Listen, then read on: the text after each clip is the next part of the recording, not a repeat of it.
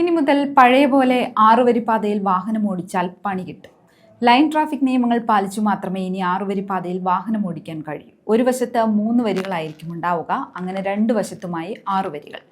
ഏത് ദിശയിലേക്കാണോ പോകുന്നത് അതിൻ്റെ ഏറ്റവും ഇടത്തെ അറ്റത്തുള്ള ലൈനിൽ കൂടി മാത്രമേ ഭാരവാഹനങ്ങളും വേഗത കുറഞ്ഞ വാഹനങ്ങളും ഓടിക്കാൻ പാടുള്ളൂ. അതായത് ചരക്ക് ലോറികൾ, ഓട്ടോറിക്ഷ, ഇരുചക്ര വാഹനങ്ങൾ എന്നിവയെല്ലാം ഈ ലൈനിലൂടെ വേണം സഞ്ചരിക്കാൻ. അതേസമയം മധ്യഭാഗത്തുള്ള വരി വേഗത്തിൽ പോകുന്ന വാഹനങ്ങൾക്കുള്ളതാണ്. അതായത് car, jeep, mini truck, mini van മുതലായ വാഹനങ്ങളാണ് ഇതിലൂടെ പോകേണ്ടത്.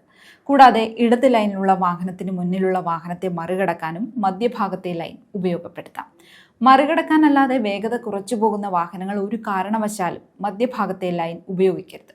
അടിയന്തരമായി പോകുന്ന ആംബുലൻസുകൾ ഉൾപ്പെടെയുള്ള വാഹനങ്ങൾക്കുള്ളതാണ് 3ാമത്തെ ലൈൻ അഥവാ ഏറ്റവും വലതുവശത്തുള്ള ലൈൻ. കൂടാതെ മധ്യഭാഗത്തെ ലൈനിലൂടെ പോകുന്ന വാഹനങ്ങൾക്ക് മുന്നിലുള്ള വാഹനത്തെ മറികടക്കാനും 3ാമത്തെ ലൈൻ ഉപയോഗിക്കാം. മറികടന്നാൽ ഉടൻ തന്നെ മധ്യ ലൈനിലേക്ക് തന്നെ തിരിച്ച് കയറുകയും ചെയ്യണം.